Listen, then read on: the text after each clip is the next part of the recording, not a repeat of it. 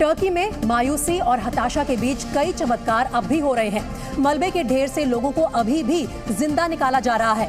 एक 42 साल की महिला को 222 घंटे के बाद मलबे से जिंदा निकाला गया। तो लोगों को यकीन नहीं हुआ कि कैसे बिना खाए पिए महिला अंदर जिंदा रही।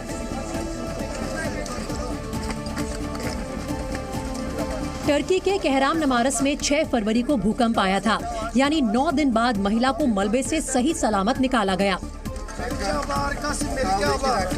महिला को मलबे के ढेर से निकालकर एम्बुलेंस तक ले जाया गया। इस वक्त महिला का अस्पताल में इलाज चल रहा है और उसकी हालत ठीक बताई जा रही है।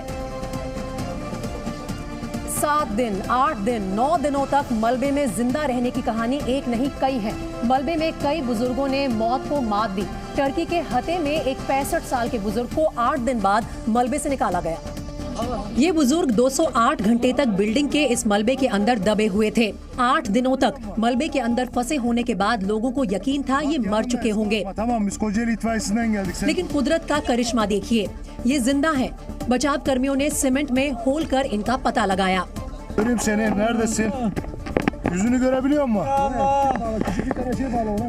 Bak yanındayız, korkma, tamam mı? Biz Kocaeli itfaiyesinden geldik seni kurtarmaya, tamam mı? İyi misin? Yanında kimse var mı? Kimse var mı senin yanında başka? Ayaklarını oynatabiliyor musun? Tamam, sakin ol, seni alacağız, tamam, bekle orada. उधर Turkey के अदियामान में भी चमत्कार हुआ। 212 घंटे बाद मलबे से 77 साल की फातिमा गुंगोर नाम की महिला को सही सलामत निकाला गया। मलबे के नीचे से जिंदगी की तलाश लगातार जारी है। लोगों को बचाने के लिए बचाव कर्मी जी जान से जुटे हुए हैं। टर्की के एक शहर में 17 साल के लड़के को 8 दिन बाद बचाया गया, जो 198 घंटे तक मलबे में दबा हुआ था। अब इसे चमत्कार ही कहा जाएगा कि जहां मलबे से लाशों के ढेर निकल रहे हैं, वहां 17 साल का मोहम्मद अनीस येनिनार मलबे के अंदर जिंदा रहा। मोहम्मद को मलबे से निकालने के बाद तुरंत एम्बुलेंस से अस्पताल भेजा गया। मोहम्मद ही नहीं, उसके 21 साल के भाई को भी मलबे से जिंदा निकाला गया। वहीं अंताकिया में 13 साल का लड़का 182 घंटे तक यानी करीब 8 दिनों तक मलबे के अंदर दबा रहा। इस दौरान वो भूखा प्यासा रहा, लेकिन वो मौत से लड़ता रहा और आखिर में जिंदगी की जीत हुई। बचाव कर्मियों ने जब उसे मलबे से निकाला तो रेस्क्यू टीम और स्थानीय लोगों ने तालियां बजाकर खुशी का इजहार किया।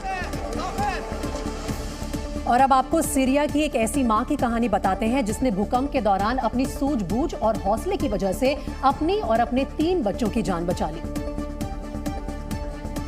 और आज चारों अपने रिश्तेदार के घर सुकून की सांस ले रहे हैं। सीरिया के जबले में जब भूकंप के झटके शुरू हुए तो कानन ने अपने 3 बच्चों को जल्दी से जगाया और तुरंत बेडरूम में मौजूद 1 मीटर से ज्यादा चौड़ी अलमारी में खाली जगह में घुस गए। भूकंप की वजह से उनका 4 फ्लोर का अपार्टमेंट अलमारी सहित जमीन पर गिर गया। बिल्डिंग में रहने वाले सभी पड़ोसी मारे गए, लेकिन माँ और तीनों बच्चे अलमारी में जिंदा फंसे रहे। كان صوته كتير بيخوف بهداك اللحظة. حسيت أنا إنه في شيء، إنه معقول البناية انهدت، إنه هذا حلم.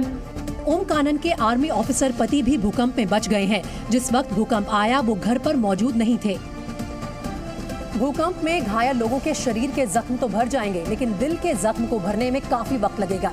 टर्की में भारतीय सेना के फील्ड हॉस्पिटल में ऐसे कई मरीज आ रहे हैं जिन्हें पैनिक अटैक आ रहा है। और ऐसे लोगों में बूढ़े भी हैं, जवान भी हैं और बच्चे भी हैं। इस केंद्रून में भारतीय सेना के बनाए अस्थायी अस्पताल में ऐसे मरीजों की संख्या आए दिन बढ़ रही है। पहले 7.8 तीव्रता वाले भूकंप के झटके का खौफ और उसके बाद गिरती बिल्डिंग और उसके मलबों में कई घंटों दबे होने के बाद लोगों के जहन और दिमाग पर असर डाला है। There are less patients with the injuries suffering from the earthquake. Now more of the patients are coming with the post-traumatic stress disorder, all the shock that they have gone through during the earthquake, and all whatever they have seen, what because of that patient are having panic attacks. There's a good number of people who are coming as a panic attack. Turkey के इतिहास के सबसे भयानक भूकंप की त्रासदी को भूल पाना बहुत मुश्किल है। पैनिक अटैक के साथ साथ अब लोगों को सांस की बीमारियां भी होने लगी हैं। मलबों में तब्दील शहर की फिजाओं में धूल, सीमेंट और रेत घुल चुकी है।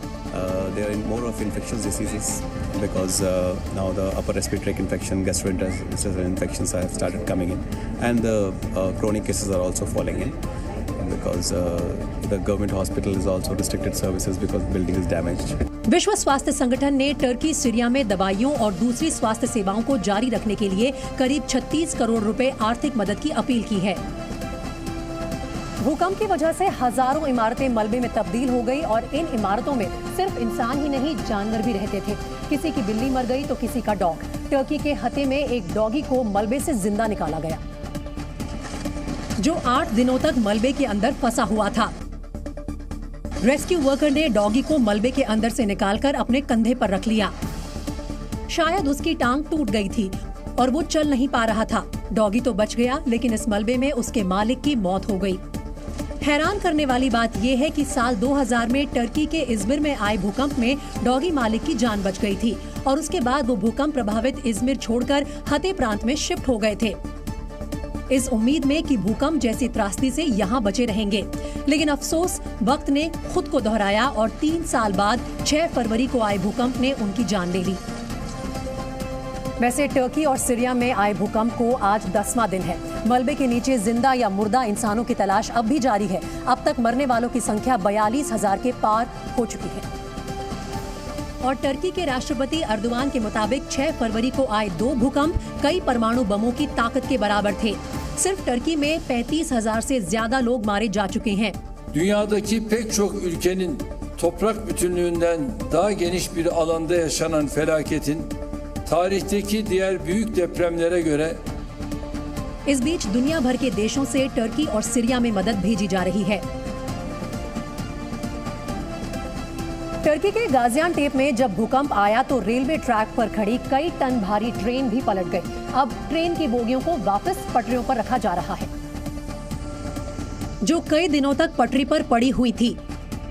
भूकंप के बाद बोगियां गिरने से ट्रैक बंद पड़ा था। क्रेन की मदद से 6 बोगियों को पटरी पर रखा गया। भूकंप के वक्त बोगियों में कोई यात्री नहीं बैठा था, क्योंकि ट्रेन की बोगियां एक मेंटेनेंस स्टेशन पर पार्क की गई थी और भूकंप के वक्त खाली थी। सोमवार को क्रेन और मशीन लेकर रेल कर्मी नुकसान का आकलन करने स्टेशन पर पहुंचे थे और रेल कर्मी सोमवार को नुकसान का आकलन करने और वैगनों को पटरी पर लाने के लिए स्टेशन पहुंचे। स्थानीय रिपोर्ट्स के मुताबिक फेवजी पासा ट्रेन स्टेशन के पास पहाड़ से चट्टानें टूट गई और रेल की पटरियों पर भी गिर गई, जिससे और ज्यादा नुकसान हुआ। वैसे भूकंप से टर्की के कई जगहों के नामो निशान तक मिट गए। टर्की की कई ऐतिहासिक इमारतें भी टूट गई, जिनमें से एक है गाजियानटेप का प्राचीन किला, जो 2000 साल पुराना है। ये भी भूकंप की मार नहीं सह पाया। रोमन काल में बने किले की दीवारें भी गिर गई हैं। पत्थरों का मलबा दिखाई दे रहा है। जी न्यूज की टीम तुर्की में ग्राउंड जीरो से लगातार आप तक रिपोर्ट पहुंचा रही है। भूकंप की वजह से तुर्की के अलग अलग हिस्सों में भारी तबाही आई है। इस वक्त हम गाजियानटेप इलाके में मौजूद हैं, जो कि इस भूकंप का एपिसेंटर रहा है। यहाँ पर न सिर्फ रिहायशी इलाकों में, बल्कि जो ऐतिहासिक इमारतें थी उनको भी भारी नुकसान हुआ है। ये गाजियानटेप का बहुत प्राचीन किला है। लगभग 2000 साल पुराना यह किला है, जो कि जिसका आधा हिस्सा लगभग टूट चुका है। भूकंप के बाद आई तबाही से टर्की की इंडस्ट्री को भी काफी नुकसान पहुंचा है। kahramanmaraş शहर में पूरा इंडस्ट्रियल एरिया खंडर में बदल गया है और ऊंचे ऊंचे पॉश ऑफिस और फैक्ट्रियां टूट फूट कर कबाड़ बन गए हैं। चारों तरफ सिर्फ तबाही ही तबाही दिखाई दे रही है। देखिए पूरी फैक्ट्री धराशायी हो गई है। ये एक डाई फैक्ट्री थी, जहां पर कपड़े में डाई और कलर का काम किया जाता था। ये पूरी तरह से तबाह हो चुकी है। इसके अलावा दूसरी तरफ की तस्वीरें मैं आपको दिखाता हूं। इधर भी आप देखिए, यहाँ पर भी जो फैक्ट्रियां बनी हुई हैं, वो सारी फैक्ट्रियां गिर चुकी हैं। कोई पूरी तरह से गिर चुकी है, कुछ आधा हिस्सा गिरा है। भूकंप ने इस क्षेत्र में इतनी तबाही मचाई है कि उद्योगों को उबरने में 1 साल तक का वक्त लग सकता है।